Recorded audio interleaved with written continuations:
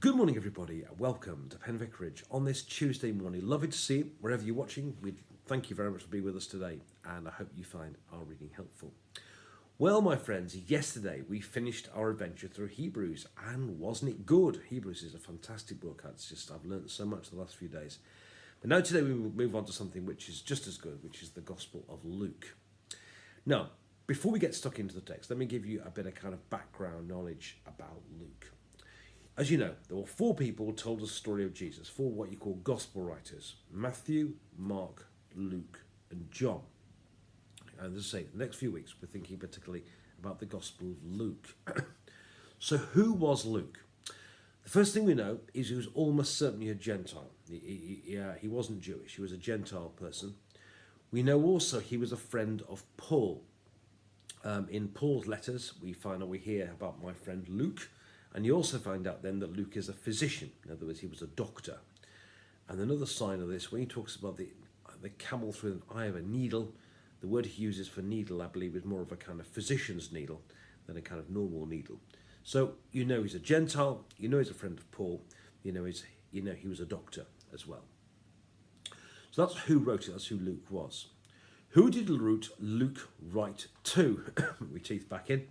You find out in verse 4, he describes the person he's writing to as, "Oh, excellent Theophilus." Now, there's been all sorts of speculation about who Theophilus was. It could just be any old person. Theophilus almost sounds sort of Roman, so he could have been a kind of Roman person he was writing to. Another speculation, I quite like this one, is that Theo means God in Greek, and philo means lover of, so Theophilus could be somebody who loves God. In other words, it could be written to anyone who loves God, including you and I. So you and I might be the excellent Theophilus he's talking about in there as well. So we don't ultimately know. We can speculate, but we don't ultimately. So we know who wrote it. We're not entirely sure who wrote it to, but I know it's good, so we can enjoy it.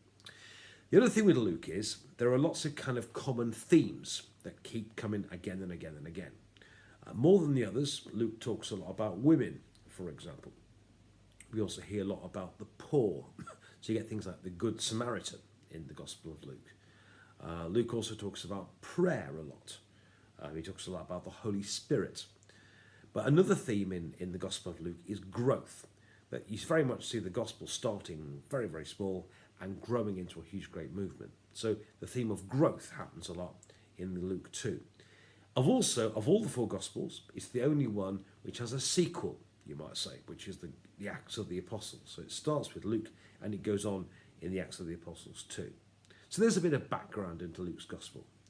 So my friends, without further ado, that's the bit of background for you. Let's get stuck in. Luke chapter 1, verse 1. I'm going to read you verses 1 to 24. Quite a long reading. I'll try and give you some explanation about it afterwards. Here goes. Luke chapter 1, verse 1. Since many have undertaken to set down an orderly account of the events that have been fulfilled among us, just as they were handed on to us by those who from the beginning were eyewitnesses and servants of the word, I too decided, after investigating everything carefully from the very first, to write an orderly account for you, most excellent Theophilus, so you may know the truth concerning the things about which you've been instructed. In the days of King Herod of Judea, there was a priest named Zechariah, who belonged to the priestly order of Abijah. His wife was a descendant of Aaron, and her name was Elizabeth. Both of them were righteous before God, living blamelessly according to all the commandments and regulations of the Lord. But they had no children, because Elizabeth was barren, and both were getting on in years. Once, when he was serving as priest before God, and his section was on duty, he was chosen by lot, according to the custom of the priesthood, to enter the sanctuary of the Lord and offer incense. Now at the time of the incense offering, the whole assembly of the people was praying outside. And there appeared to him an angel of the Lord standing at the right side of the altar of incense. When Zechariah saw him, he was terrified, and fear overwhelmed him. But the angel said to him, "Do not be afraid, Zechariah, for your prayer has been heard. Your wife Elizabeth will bear you a son, and you will name him John. You will have joy and gladness, and many will rejoice at his birth, for he will be great in the sight of the Lord. He must never drink wine or strong drink. Even before his birth, he'll be filled with the Holy Spirit. He will turn many of the people of Israel to the Lord their God. With the spirit and power of Elijah, He will go before him to turn the hearts of parents to their children and the disobedient to the wisdom of the righteous, to make ready a people prepared for the Lord. Zechariah said to the angel, "How will I know this is so? For I am an old man and my wife is getting on in years." The angel replied, "I am Gabriel. I stand in the presence of God, and I have been sent to speak to you and to bring you this good news. But now, because you did not believe my words, which will be fulfilled in their time, you will become mute, unable to speak until the day these things occur." Meanwhile, the people were waiting for Zechariah and wondered at his delay in the sanctuary. When he did not come out, he could not speak. When he did come out, he could not speak to them, and they realized he had seen the vision in the sanctuary. He kept motioning to them and remained unable to speak. When his time of service was ended, he went to his home. After those days, his wife Elizabeth conceived, and for 5 months she remained in seclusion. She said, "This is what the Lord has done for me when he looked favourably on me and took away the disgrace I've endured from among my people." And this is the word of the Lord. Thanks be to God. Well, as you can see, it's a story with great drama. I think the 3 or 4 things I just want to bring out from this morning. Firstly, it doesn't start with Jesus. Obviously, it doesn't start with Mary and Joseph either. It actually starts with 2 people called Elizabeth and Zechariah, this elderly couple who are righteous. They are absolutely right before God, and Zechariah is a priest. And Zechariah, to try and understand this, Zechariah was as I said, they were a good couple. They were righteous. They were God-fearing. But Zechariah, as I say, was a priest.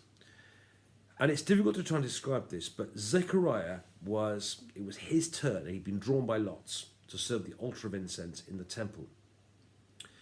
And I guess what I want you to see is this for Zechariah will have been a once-in-a-lifetime experience.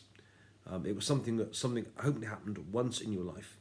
It was that you would enter the Holy of Holies, the holiest place in the world from a Jewish point of view, and you'd offer the incense. It was thought that it was so holy in there that the priest would have to have a rope around his ankle. So in the event that God turned up in power and you were struck down, that they could sort of pull you out with a rope. And so it's at this incredibly special time in his priesthood that that Zechariah has this incredible vision. So at this, as I say, this righteous man, at the pinnacle of his life, at his most holy moment, this is where he sees the angel. That's the first thing. The second thing I want you to see is kind of what's going on here. They are righteous, they hadn't done anything wrong, yet they had this one great heartache, which was that she was barren. She was elderly, and she couldn't have any children. And that was a great sadness in those days. And it carried with it, in those days, sadly, a degree of disgrace. But, she was about to conceive in her elderly age when she was past all that type of thing. I guess what that's code for in the Bible is that God is doing something new. Because, of course, it wasn't the first time it happened. It had happened with Abraham and Sarah. It also happened with Hannah when she gave birth to Samuel. And a barren person giving birth unexpectedly is a sign that God is turning up and God is doing something new. And the fact that it happened now, the fact that it happened in chapter 2 with Mary as well, you've got 2 miraculous births together, shows that God is doing something incredibly special here. So so you've got it happening at this time of, as I say, this high point of this priest's life. But you've also got the fact that a barren person giving birth unexpectedly is a sign that God is doing something new. The other thing I want to say, though, is a bit of a contrast with what you know happened to Mary in chapter 2. This great man, this holy person, at the height of his ministry, when you kind of think you'd expect God to turn up, the angel appears and he kind of doesn't believe what he's being told, maybe for all sorts of reasons. In chapter 2, of course, when the same angel appears to Mary, she believes him straight away. Let it be to me according to your word. And there's a bit of a contrast between Zechariah, who kind of took a while to get there, and Mary, who believed straight away. And it demonstrates how, even this great priest, this holy man, this righteous person at the height of his ministry, didn't quite get it. But it demonstrates how special Mary is, this young girl who unexpectedly, who wasn't a priest or anything like that, and she believed straight away. And I guess it demonstrates just how special Mary was in that she was prepared to say, "Yes, Lord, yes, Lord, let it be to me according to your word." So don't think of it so much as dissing Zechariah, but think of it instead as a demonstration of just how a special person Mary was when she said yes. So, in this reading this morning, we have the God doing something new. You have Elizabeth and Zechariah. Zechariah, this holy man, at the absolute pinnacle of his priesthood, having this vision of having this encounter with the angel. Secondly, you have somebody who's well past their age of childbirth, unexpectedly giving birth when she was barren, as happened in the Old Testament with Sarah and with Hannah. It's a sign that God is doing something new. And the fact he did it twice in 2 chapters demonstrate God is doing something very new and very special. But finally, it demonstrates, I think, that just how special Mary was in chapter 2. When even this priest at the height of his ministry didn't quite get it straight away, and took a while to get there, it demonstrates how special Mary was when she said, "Yes, Lord, be it to me according to your word."